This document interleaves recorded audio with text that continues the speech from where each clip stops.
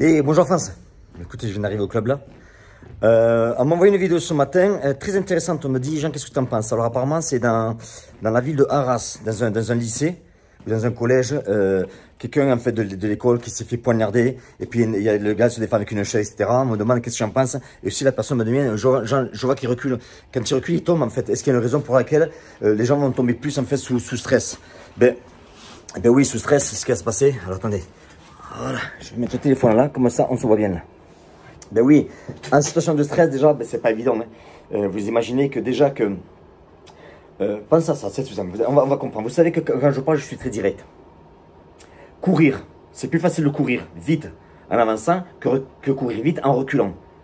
Les chances de tomber quand on court en avançant sont beaucoup plus petites que les chances de tomber en reculant. Pourquoi? Parce qu'on n'est pas conditionné pour faire ça. Dans la boxe, tout boxeur vous dira en fait que c'est beaucoup plus facile de boxer en avançant gauche à droite qu'en reculant. C'est pas évident. C'est pour ça, par exemple, qu'en Muay Thai, on attend beaucoup, on est face à face, mais c'est vrai que c'est pas évident. Maintenant, par rapport à ce qui s'est passé lui avec cette chaise-là, enfin, avec ce couteau-là, ce qu'il faut savoir, c'est qu'en situation de stress, en fait, on oublie beaucoup de choses. Il y a ce qu'on appelle un tunnel vision qui va se passer, on oublie tout. Donc, reculer, moi, à mon avis, ce n'est pas la solution. Si vous avez une chaise pour vous protéger, reculer n'est pas la solution. Pourquoi? Parce que quand vous allez reculer, en fait, bon, vos chances de tomber, elles s'accélèrent. Si un trottoir par terre ou un trottoir sur le côté ou qui est derrière vous, vous pouvez tomber ou peu importe. Par contre, si vous avez une échelle, moi, je recommande tout simplement, c'est de faire du statique, en fait, de faire des mouvements pour créer un espace. Parce que rappelez-vous que la seule chose qui est entre vous et lui, entre sa lame, en fait, c'est cette chaise-là. Où j'avancerai sur avec la chaise. C'est ce que je ferai. Si vous devez reculer, courez. Voilà. Donc, encore une fois, se défendre en fait contre un couteau, c'est pas évident. La situation, on la voit bien là. Quand on a un couteau en face de nous, la première chose qu'on pense, c'est on va se faire poignarder, on va se faire planter, on va perdre notre vie, on va se faire couper.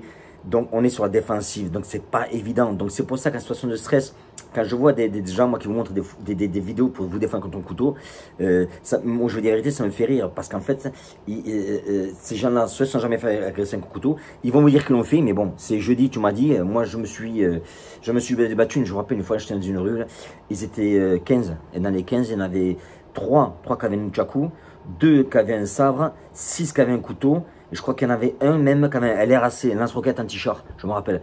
Vous voyez, on dit. Non, il faut arrêter les conneries.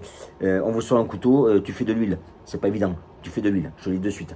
Et si pour X raison, tu arrives à attraper la main qui a le couteau, je te fais le garantie que si tu attrapes la main qui a le couteau, tu vas pas la lâcher. Tu vas pas lâcher pour faire 1, 2, 3, 4. Je te le dis de suite. Quand tu tiens la main où il y a le couteau, tu vas te battre là, parce que ta vie dépend de cette main-là. Donc tu vas la tenir. Voilà. Donc voilà ma position par rapport à ça. Le gars, à un moment aussi, je vois il y en a un qui lui jette à la chaise, erreur énorme. Ne jetez pas la seule chose que vous avez en fait qui est là pour vous protéger contre c'est la seule chose que vous avez, la seule barrière que vous avez entre lui et vous, c'est cette chaise là. Donc ne la jetez pas. Voilà.